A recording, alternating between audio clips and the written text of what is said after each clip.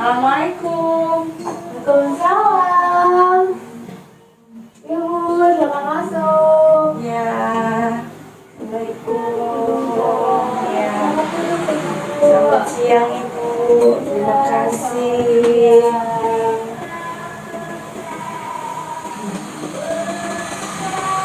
Baik, Ibu, perkenalkan sebelumnya nama saya Harlina Nabila Wibowo. Bisa dipanggil Nisa. Nanti di sini saya sebagai petugas yang akan menemani kegiatan Ibu pada hari ini. Oh iya Ibu Nisa, nama saya Rahma. Ibu Rahma tadi dari mana? Saya rumahnya dari Dalem Bu. Dalem. Gimana perjalanannya tadi dari Dalem sampai sini? Alhamdulillah tadi lancar, saya naik motor, nggak ada macet. Cuma tadi lampu merah kayaknya error Bu. Warna mesinnya ganti hijau, ini masih merah aja, jadi ya agak-agak semrawut gitu. Oh iya iya. Jadi lalu lintasnya aja ya. Iya iya. Habis itu mah lancar lagi Bu kesini, alhamdulillah. Alhamdulillah. Ibu gimana kabarnya pada siang hari ini? Alhamdulillah sih kabarnya, kalau sehat sih sehat ya Bu.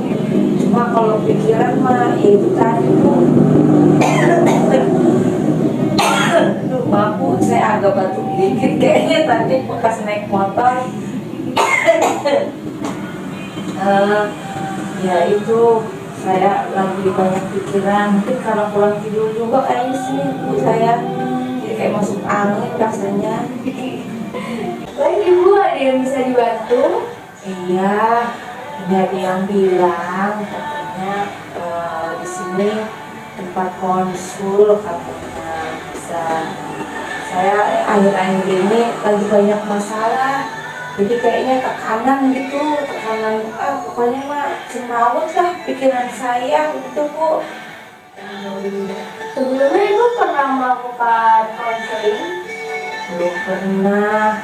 Nah ini karena udah terlalu banyak, dia udah terlalu pusing, makanya ada yang banyak yang nyaranin kesini aja katanya gitu. Makanya baru kali ini Bu saya konseling kayak gitu.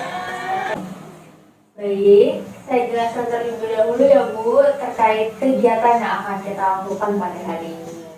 Oh ya baik Bu Nisa. Jadi kegiatan ini adalah layanan konseling individual, di mana salah satu jenis layanan dari bimbingan dan konseling yang dilakukan secara bertatap muka seperti kita sekarang ini, di mana saya sebagai konselornya dan Ibu Rahma sebagai kliennya atau konselingnya. Dalam kegiatan ini kita itu bukan saya yang menyelesaikan permasalahan Ibu, tapi kita akan bersama-sama berdiskusi untuk menemukan jalan keluar bersama. Sehingga saya meminta Bu Rahma untuk dapat terbuka kepada saya agar kita dapat bersama-sama menemukan jalan keluarnya sehingga kegiatan ini dapat berjalan secara efektif. Terus nanti kalau misalnya saya terbuka sama masalah saya ceritain semua ke Bu Nisa, kira-kira nanti bocor nggak Bu? Takutnya kan nanti kalau bocor kayaknya malu dengan masalah saya ini. Bu Rahma tenang aja, karena bagi seorang konselor itu sudah ada kode etiknya dan kita semua sudah disumpah untuk menjaga kerahasiaan dari kliennya. Oh gitu, baik Bu, kalau begitu sayanya makin tenang ya kalau emang maksudnya nggak bocor, kan nanti malu kalau ketahuan orang sama masalah saya ya. Iya Bu. Sebenarnya Ibu Rahma ini datang ke sini secara sukarela kan Bu, tanpa adanya paksaan dari siapapun. Ya itu tadi Bu, saya punya masalah mumet sampai nggak bisa tidur ya, makanya begitu ada saran ya saya secara sukarela kesini, emang pengen selesai gitu Bu masalah saya. Oke, baik, nanti kita akan berdiskusi bersama-sama ya Bu. Jadi dari penjelasan saya tadi ada yang mau Bu Rahma tanyain dulu? Ya, saya kira cukup Bu. Nanti lagi mungkin ada pertanyaannya di belakang itu ya. Baik Ibu. Baik, karena dirasa sudah cukup, bisa kita mulai kegiatan pada hari ini. Bu Rahma silahkan diceritakan pengalamannya. Ya, ya saya kan kerja ya Bu di rumah sakit. Saya di ruang UGD. Saya banyak tekanan Bu mulai ini dari pasien, dari keluarga pasien, dari atasan saya juga, kadang juga dari partner kerja saya.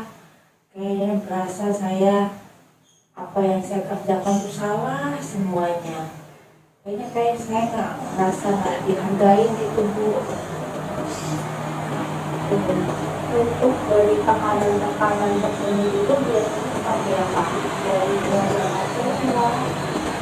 Nah kalau keluarga pasien tuh kadang menuntut saya cepat gitu ya Bu ya. Padahal kan ya namanya di UGD kalau kita ngerjain pasien kan kita harus teliti ya kan Bu, satu pasien itu. Jadi yang satu merasa saya kurang cepat, yang satu lagi yang sebelah merasa saya cuma nanganin pasien itu aja. Terus warga pasien juga gitu Bu, coba Bu yang ini gimana? Adalah pokoknya Bu. Belum lagi partner kerja saya kalau misalnya yang dapatnya lagi nggak enak nih Bu, ya biasa lah yang suka begitu Bu. Nah itu tuh ya pokoknya saling ngejatuhin lah gitu. Gimana sih kerjanya? Cepet lah gitu. Padahal ya tadi ya maka kerja harus teliti ya, kita selalu kesehatan gitu Bu. Lalu Bu Rahma dalam menyikapi hal tersebut bagaimana? Ya pada saat itu ya Bu ya, saat itu sih saya apalagi kalau misalnya saya lagi kuat nih pikiran nih udah lagi capek nih, padahal dari rumah udah capek tapi harus kerja gitu ya, dinas siang atau dinas malam gitu ya. Pengen sih saat itu tuh saya pengennya marah gitu, cuma ya saya tahan. Saya kan masa iya saya pasien saya marahin kan ya Bu, atau saya malah bukannya apa kerja sama partner saya malah ribut sama dia. Itu pasiennya gimana ya kan, malah pada nonton kan. Jadi ya saat itu sih ya saya ya udah saya jalanin gitu aja. Apakah hal tersebut mempengaruhi kinerja Ibu? Kinerja saya ya kalau saya sih merasanya semaksimal mungkin ya Bu, tapi karena tekanan itu jadi saya merasa nggak dihargain ya, jadi timbulnya jadi males-malesan gitu loh Bu kerjanya. Saya udah kerja keras juga, paling nanti dimarahin lagi, paling nanti kena tegur atasan lagi. Itu aja yang ada di pikiran saya. Ibu sudah bekerja di sana berapa lama? Saya bekerja kurang lebih 15 tahun Bu. 15 tahun. Cukup lama ya Bu ya? Ya lumayan sih Bu. Selama 15 tahun itu apakah Ibu merasa tertekan?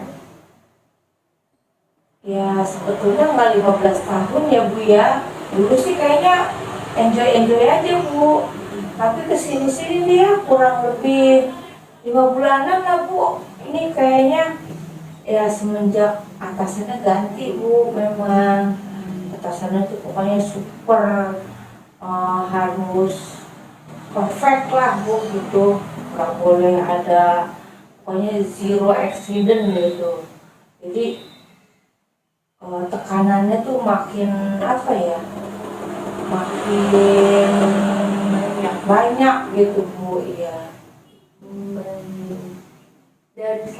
dari selama 5 bulan tersebut, apakah tidak ada yang mengapresiasi kinerja dia?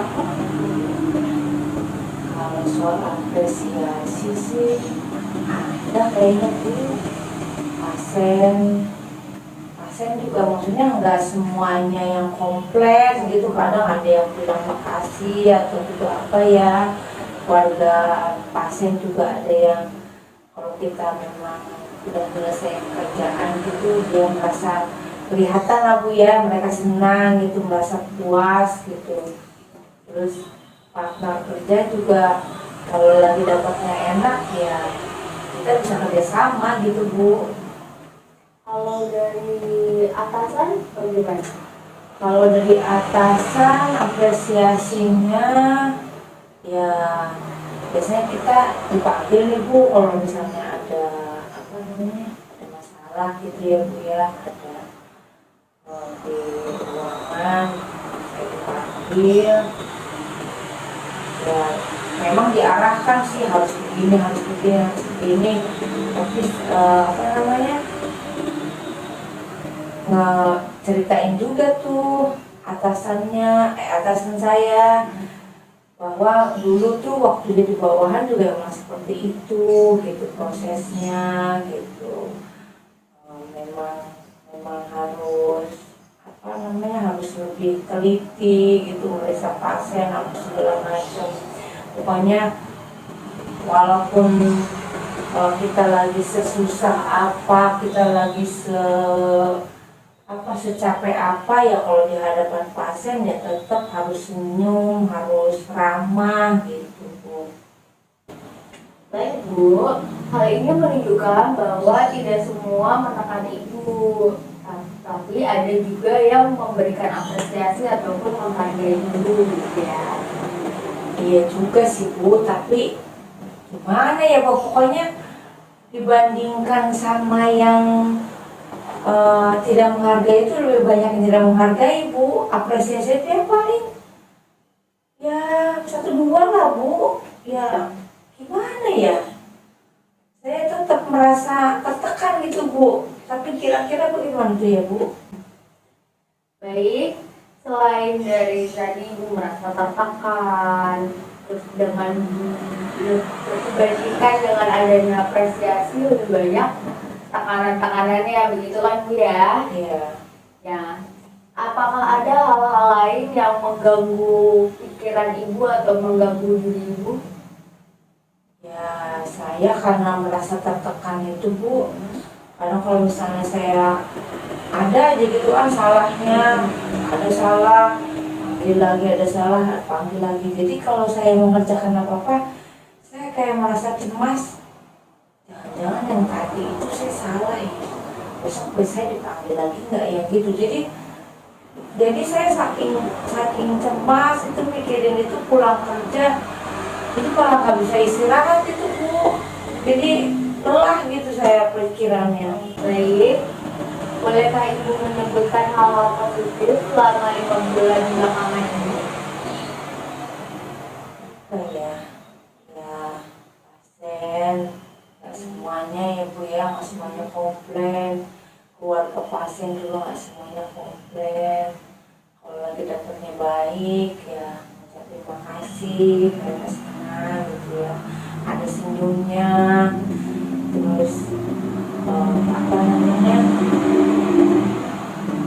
partner kerja juga saling semangatin Bu. Kadang-kadang kalau misalnya itu tetap diingetin, jangan ini aja gitu, nanti takutnya kayak kemarin gitu, yang ngertiin baik-baik gitu. Terus atasan juga kadang sekali-kali tuh Bu sidak gitu Bu, kalau memang saya mengerjakannya lagi dengan baik, ya senang gitu sambil mengucapkan ya itu ya yang semangat ya kerjanya gitu ya, dan senyum gitu kan. Biasanya mah kalau saya lagi berubah ya makanya serem juga Bu gitu. Baik Bu, tadi sudah Ibu sebutkan hal-hal positif yang terjadi selama 5 bulan belakangan ini. Apakah ibu pernah memikirkan hal-hal positif tersebut sebelumnya? Ibu dibandingkan itu banyak tekanannya Bu, jadi saya lebih kepikiran dia tekanannya itu, makanya bikin saya cemas.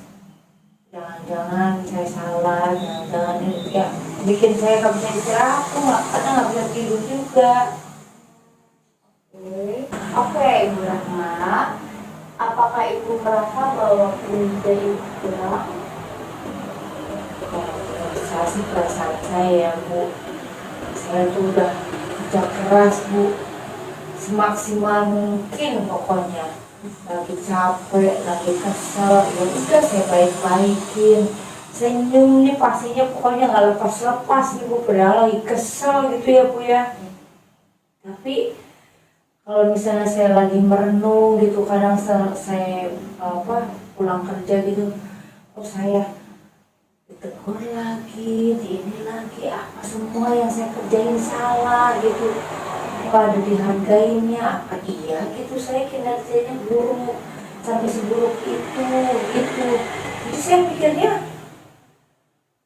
ya bingung Bu gitu, apa memang sebetulnya saya merasanya ya kinerja saya udah semaksimal mungkin lah, pokoknya saya kerja keras gitu, tapi karena ada tekanan tadi jadi saya merasa apa memang saya kinerjanya kurang gitu Bu, pokoknya membingungkan gitu Bu. Oke, Ibu Rahma, setelah apa yang tadi sudah kita diskusikan, Ibu Rahma sudah menceritakan bagaimana tekanan yang ada.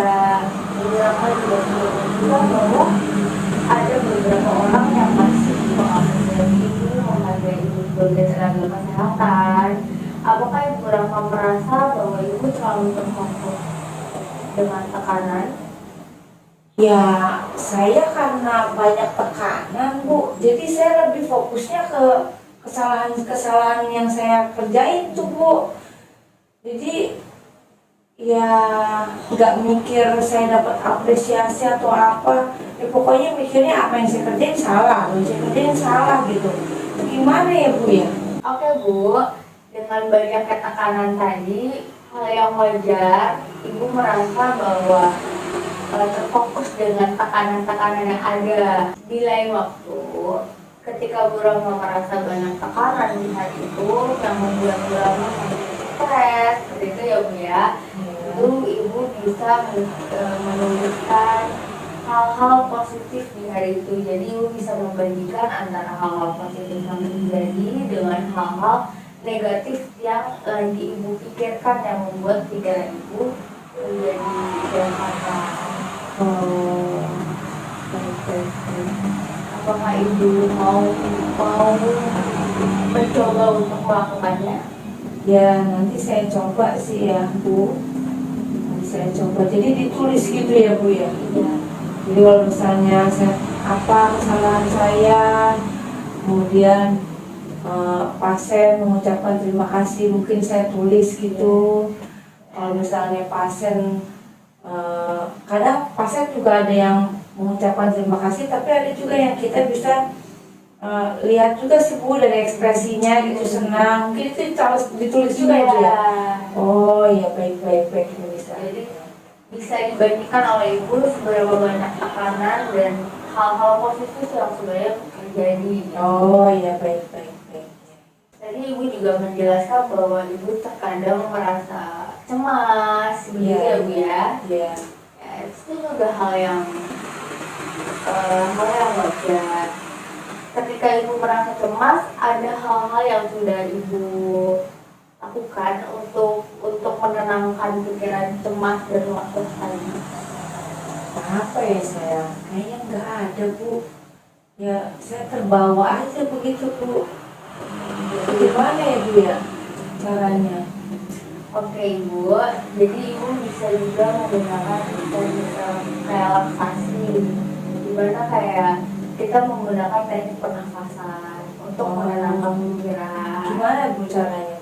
Seperti tarik nafas, lalu dibuang, lalu keluar, tarik nafas, dibuang sampai Ibu merasa rileks, tenang. Bisa berkali-kali tuh Bu ya, saya tarik nafas, kembali gitu Bu. Sampai ibu merasa tenang. Bu, tadi Bu Nisa bilang kan harus menulis. Nah itu apa yang ditulis Bu? Buat gunanya untuk apa tujuannya? Oke, tadi kan, oke, jadi yang ditulis adalah hal-hal yang negatif dan hal-hal yang positif. Jadi ibu bikin dua bagian. Hal yang negatif terjadi hari ini, ya ibu lagi pikirkan dan membuat tekanan-tekanan itu ada. Yang kedua itu bagian kedua adalah hal-hal negatif. Bagian yang kedua adalah hal-hal positif yang terjadi. Jadi nanti ibu bisa membandingkan keduanya. Oh, gitu. Jadi hal itu bertujuan agar ibu bisa mendapat membandingkan. Pikiran ibu kan terjadi bahwa semuanya adalah tekanan, adanya keluhan-keluhan dari pasien, adanya tekanan dari atasan. Namun pada kenyataannya atasan juga memberi apresiasi, pasien juga ada yang merasa puas dengan kinerja Bu Rahma seperti itu, agar dapat meringankan pikiran ibu juga. Oh, baik-baik. Sampai sini ada lagi yang mau ibu sampaikan? Sementara ini sepertinya cukup Bu Nisa. Nanti saya coba tuh teknik-teknik yang tadi barusan diajarin sama Bu Nisa. Teknik yang menulis ya, berapa banyak tekanan, berapa banyak apresiasi. Nanti saya coba. Terus kalau misalnya saya kepikiran gitu, sedang cemas, saya akan coba teknik relaksasi ya Bu ya, tarik nafas terus keluar, buang pelan-pelan gitu ya Bu, berkali-kali sampai saya merasa rileks ya. Sementara ini saya cukup Bu, alhamdulillah. Kayaknya